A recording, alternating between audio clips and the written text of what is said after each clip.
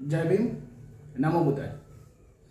આજે એક મહાન ક્રાંતિકારીનો જન્મદિવસ છે કે જેઓનું નામ સાંભળતા આપણને એક શબ્દ સૌથી પહેલા મગજમાં ઉત્પન્ન થાય, એનું નામ છે શિક્ષણ। અને આ ક્રાંતિકારીનું નામ છે મહાત્મા જ્યોતિરાવ ફૂલે। આ એ વ્યક્તિ છે કે જેણે દેશની અંદર શિક્ષાની ક્રાંતિના બીજ રોપ્યા હતા।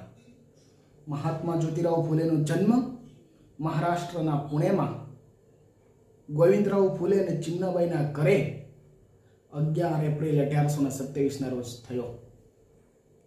પણ એક દુર્ભાગ્યપૂર્ણ વ્યવસ્થા કે ભારતની અંદર જ્યારે ભારતનું બંધારણનું જ્યારે અમલીકરણ નહોતું થયું એ સમય પહેલાં શિક્ષણ એક અમુક લોકો માટે અધિકાર હતો, પણ અમુક લોકો માટે શિક્ષણના દરવાજા બંધ હતા। પરંતુ ભારતની મહિલાઓ માટે, ભારતની બહેન દીકરીઓ માટે શિક્ષણ મેળવવું એ એક અપરાધ ગણાતો।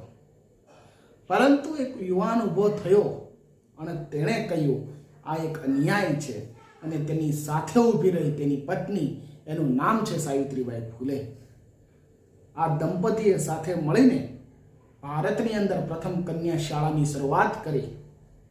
આ કન્યા શાળાની અંદર મહાત્મા જ્યોતિરાવ ફૂલે અને માતૃશ્રી સાવિત્રીબાઈ ફૂલે દ્વારા સમાજની, ભારતની મહિલાઓ માટે, ભારતની બહેન દીકરીઓ માટે શિક્ષણની શરૂઆત કરી। સાવિત્રીબાઈ ફૂલે કન્યા શાળાની અંદર દીકરીઓને શિક્ષણ આપે, પણ તે સમયનો સમાજ આ ફૂલે દંપતીને ગાળો આપે, પથ્થરો ફેંકે, ગોબર ફેંકે, પરંતુ આ દંપતી અટક્યા નહીં। આ દંપતીનો ધ્યેય હતો કે ભારતની અંદર જે અંધશ્રદ્ધા છે તેને નાબૂદ કરવી, અસમાનતાને ખતમ કરવી, તમામ સમુદાયના તમામ લોકો વચ્ચે શિક્ષણને પહોંચાડવું।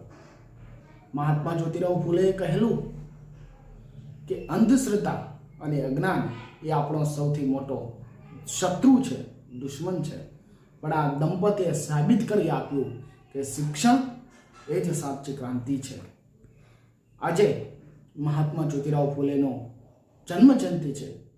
સમાજના તમામ નાના નબળા કચડાયેલા વર્ગના લોકોને હાર્દિક શુભકામનાઓ પાઠવું છું કે આવો એક વિરલો કે જેણે ભારતની બહેન દીકરીઓ માટે, ભારતના કચડાયેલા પીડિત વર્ગ માટે શિક્ષણ અને રોજગારની અંધશ્રદ્ધાનું કામગીરી કરી છે।